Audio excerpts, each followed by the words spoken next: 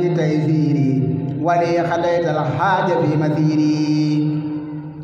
يسرت لي في الذي صدري صفا يا خير من علوم غيب كسفا حديتني فزدت ساعتداي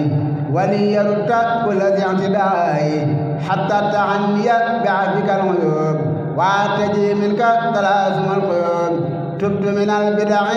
والتطلع لك وأنت قابلا لمقلع تبت بأقصي الكتاب والسنن مرافقا من سلكوا خير سنن إم الذي صدر مني مطلقا ولم يكن ذا وبدل مطلقا يا الله يا غفور يا غفار يا من به فارقني الكفار مني لك السكون وتعميد وذكر ورداء يا حميد يذكرك الفؤاد بالمجادة بالمراقبة والمعادة سنت قصيدتي في جهادا مجددا أيضا داعادا اجعل إلهيتي قصيدة مذكورة فيدا لوجهك الكريم قد خاطبت في البار أعداءك إسعادة خاطبت من خلوا بالاستراج وسارعوا معا إلى إخراجي بقولكم قل للذين كفروا ستغلبون إذ إلي نفر يا جملة الفجار إنكم خداج لفي جحيم لا ترون رغدا ثبوتكم في درك النيران يجركم غدا إلى الخسران من طلب الملك بظلم الملك فقاد نفسه لخسر مالك نباكم وكرر التنبيه وسدوا الإدراك وتشبيها الله جل آد الله الصمد الذي هو الإله لم يكن مولودا ولا بوالد ولم يكن كفءا له بخالد تاب فؤاد من له قد وحدا وخاب من فلته وجحدا يدخل من وحد في النعيم ويدخل الفاجر في الجحيم يدخل من يسعى في رحمته وظالمين في هذا النقمة بكون الرحيم والمنتقم نروم رحمة ونصر نحما ويل لمن كفر بالإله ولم يتب مع رسول الله محمد صلى عليه بالسلام بآله وصحبه له السلام إن الذين كفروا وماتوا ولم يتوبوا فلهم خمات كلا سيعلمون ثم كلا سيعلمون أنه قد شل ألم يروا معا لأرض والسماء حمي وبكم وسقاهم رطما نبههم بالأرض والسماء وبالهواء والفلك فوق الماء أليس من خلق بقادر على انتقام من سلوم الغادر لا يركعون إذ لهم قيل اركعوا مستهزئين بالذين ركعوا لا يعبدون الله جل بدا بل يعبدون المال حيثما بدا هممهم قد صرفت للخمر والبيض والبنيان طول العمر لبثت فيهم مدة مجاهدة مصليا على النبي معاهدا يسأل لي تسير بالتبرع منه وبالتوبة من تجري أيب نفسي ورجوت منه فتوح خيب ورديت عنه لو خطابي يوم مولد الرسول صلى عليه وحبالي بثول عليه يوم السبت والاثنين لوجه ربي خالق الكونين كفي عما تؤمن والمبيع نفسي به كما كتبت في الربيع من علي الله عام الزيتذي بما رجوت منه عام جيتذي علي لله كريم الأكرمين عدم نقد عقلي المنبرم لو علي ذكر من سر الربيع إلى الجنان والثرى من المبيع أجابني بما يكون عجبا وآية لصالحين مجبا أرجو من الأكرم في الربيع من بعد ما من الثرى مبيعي لقيانة الماعي كما رديت به وعنه وبه خريط خبت به فيك إليك منك حبدا خديما ورديت عنك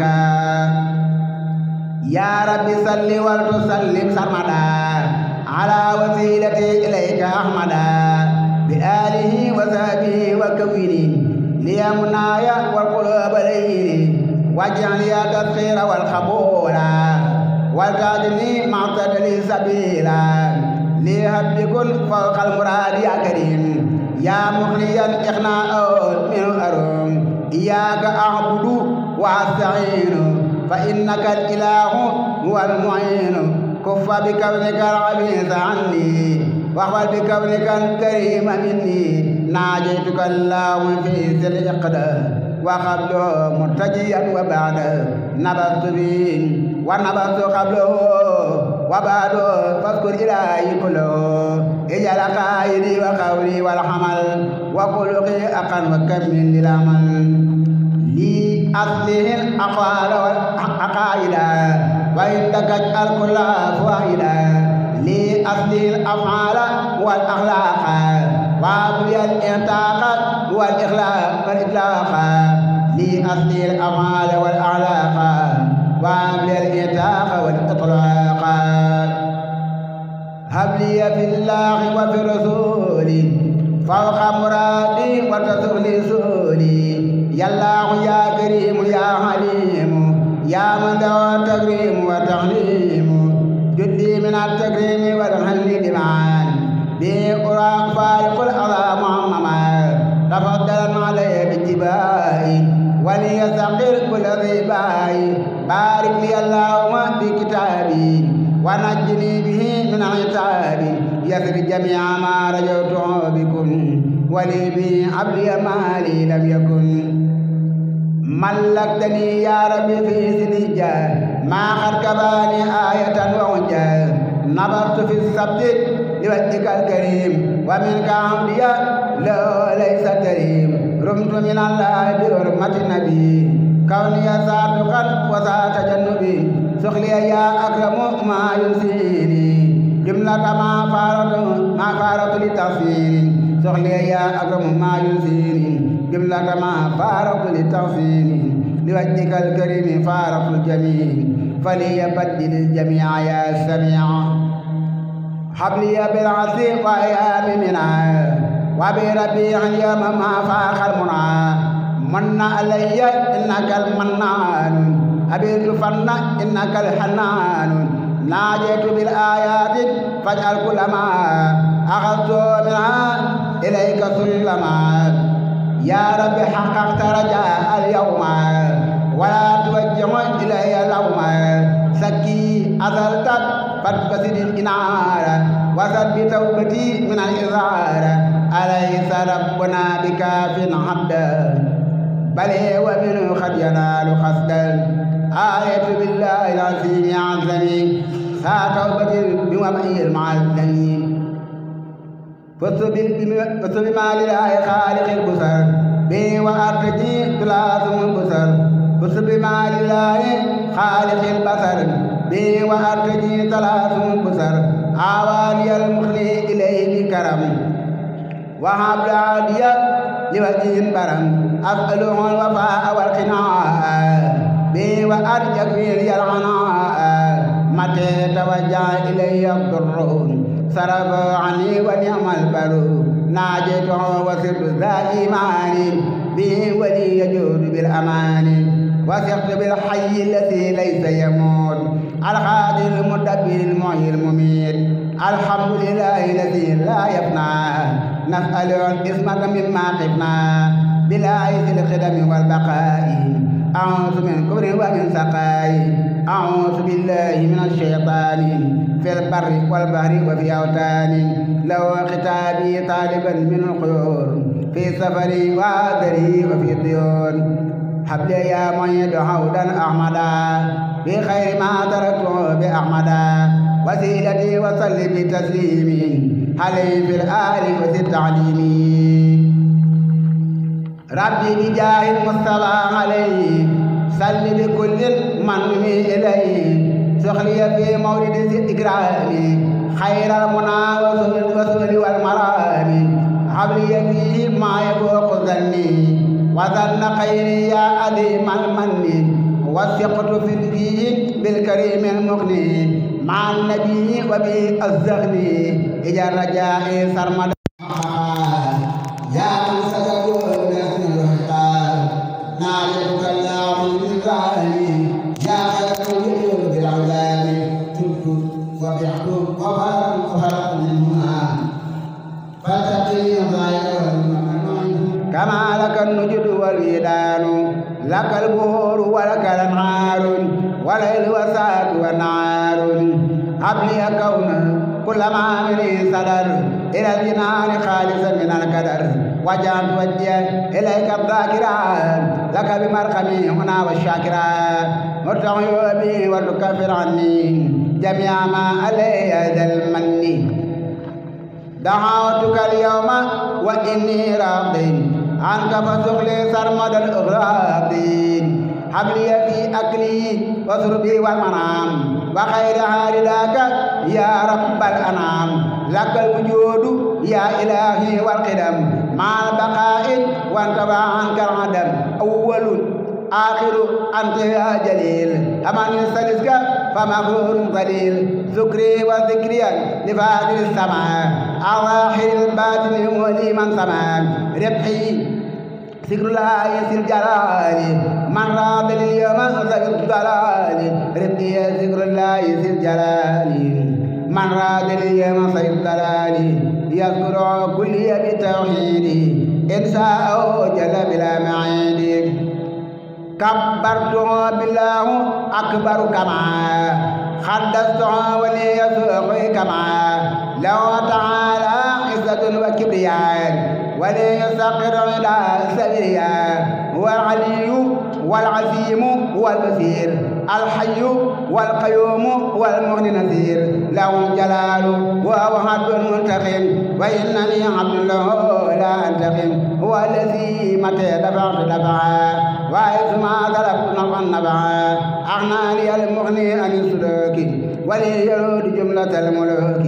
لو توجهت لدى الأعداء ورادهم لي وأثار دائي ملكني الحروف والألفاظ أبيادي بعدهم فاسا ليجود بعد بالمعاني وليرود كل ما يعاني كفى بكوني عبي سائريا عني كما صاصا عني خيريا وجهت وجهي لدى المهور لا وجهت بمهور لي جاد فيها بجادين معا وليما فاق مرادي جمعا عاجرت منها سالما من الغيوب أمن هداية لديوري بالخيوب أذكره وهو الكريم والسلام في وطني توبا وفي دار السلام لله ذي الجلال والإكرام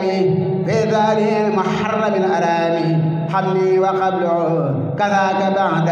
على مسير خطوالي بعد منايلي يسوق ذا أمان إنساء وراد لي زماني دها قلامي ومدادي للسكون ربي فوزي بالمنان مسكور يا الله يا رحمن يا رحيم يا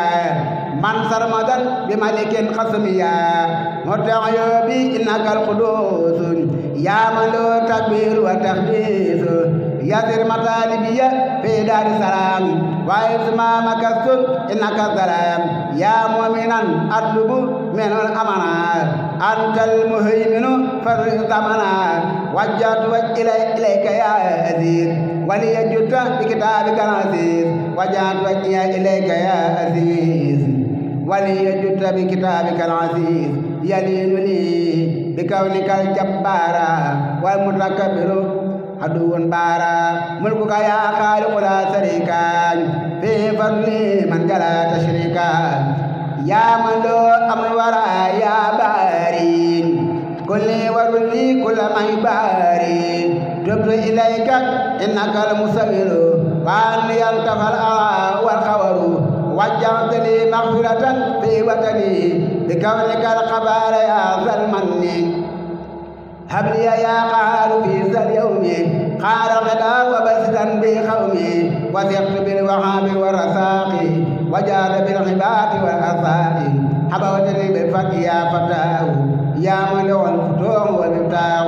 يقود الفيود والعلومان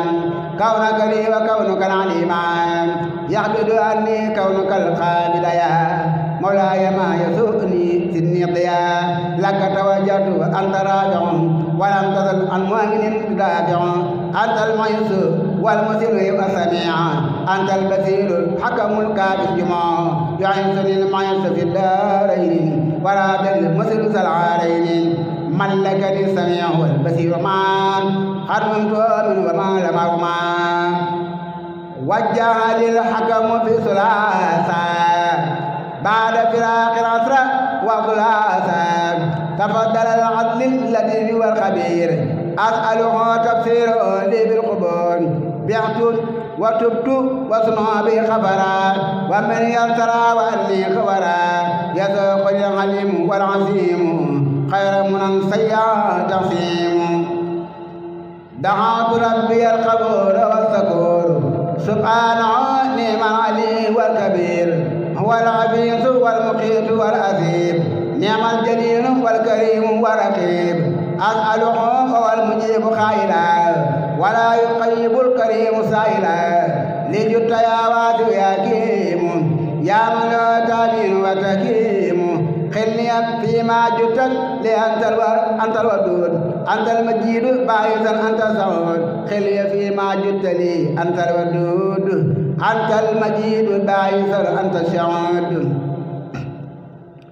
خلني فيما جت لي أنت الودود أنت المجيد باعثا أنت شهيد يا حق يا وكيل يا خبير أنت المتين إنك الولي رم بحرمة العميد كليا في سر والعلن ولتكن ليا وجه إلي مننا لا أعصي يا بل عددها يا مسي حبلي يا مبدو مما عندك مواهبا جاء أكون عبدك وقيد للعود لساك يا معيد ولإجاعة مثل يميعيد عنك رديت إنك المحيي المميت وإنك الحي الذي ليس يموت ليستجب يا قيوم يا خير من يممه محيوم أوجد لي اليوم منايا واجد وليا مجادة يا ماجد كبيتني يا واجد المسلسين فليردكم وليآم الأخبثين لسقير الجميع يا خير سمد يا رابع السماء من خير أمد لسقير البعور والأعداء يا قادرا أبيت عن نداء سكرتك اللهم يا مقتدر ولرداك سرمدا أبتدر يذكرك الفؤاد ثم القدم وجملة الجسد يا مخدم آويتني بمنن أدخر ورد لي عدايا يا ماقر قل لي يا أول يا آخر يا من كونه المخني قد أندريا درجة الظاهر والباطن يا ظاهر يا باطن وترفعني يرد لي كونك لي يا والي كل صلاة من يوالي رد الجميع وتصلي بالسلام على الذي به تقيني الظلام للجميع وتصلي بالسلام على الذي به تقيني الظلام رد للجميع وتصلي بالسلام على الذي به تقيني الظلام سبحان ربك رب العزة عما يصفون والسلام على المرسلين والحمد لله رب العالمين سيدنا محمد المنتخب في الدنيا تنو ñaanal yalla subhanahu tanu ñaan sunu borom subhanahu wa ta'ala yalla nanu fi sunu borom bayil Cheikh Mouhamadoul Mountakha mom mi nu jox ndigal yalla sunu borom fekk aw fanam ak mboolem njabootuk sëriñ bi ak mboolem jullit gannaaw loolu nu dellu si rek ci ndénkaanem li bi ñuy ubbi naafila gi ci làmmiñu sëñ Fallu mi yore woon kàddoom wax na ni nanu fàttaliku sunu mbokk jullit yi nga xamante ni dañoo nekk ci xat-xat ca Palestine nee na ñaan yomb na sëriñ bi nee na ñaan yomb na nu waaye ñaane rek baax na ña ca feebar loru yal na leen yàlla defal dolle defal shifaawu ñi nga xamee ne dañoo shahid ay martyr lañu ñu boom leen yal na leen yàlla jéggal nuy ñaan ni jaalallahu aljanna mi'aadan baynana wa baynahum yal na aljana doon sunu rendez-vous ñoom yal na nu daje aljanna bi jaahi rasul sallallahu taala alayhi wa sallam leneen li ci des nag ndénkaane yonent bi la rek ci weer wi man saama ramadaana imaanan wa ihtisaaban gufira lahu ma taqaddama min danbi wa ma taaxar képp koo xam ne woor nga weer wi mooy nga jëfe faratal yi góorgóorlu ci ku ko woor waaye mu dellu si beneen xadis ni man qaama ramadaana imaanan wa ihtisaaban gufira lahu ma taqaddama min danbi ku ko taxawee nag buñ koy wax mooy nawaafil yi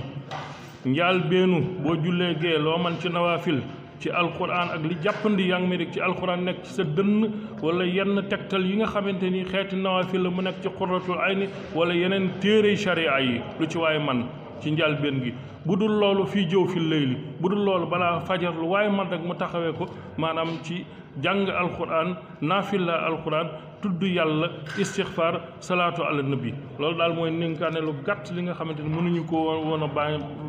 bañ a wax ñu sant nag kilifa yi ñoom sëñ Gede sëñ Xaadim ñi ñuy àndal liggéey bi yal na leen suñu borom doole kattan ñu yàgg ànd liggéey bi mbooloo mi ñi daan teew si ñëpp ñi ci am ay gàllankoor yàlla na yàlla saafara gàllankoor yëpp ragg-ragg yëpp yàlla faj aaji yëpp allahumma salli ala sayyidina muhammadin wa sallam tàllal leen sëñ Xaadim ñaanal amiin yaa rabbal amiin amiin yaa rabbal alamin amiin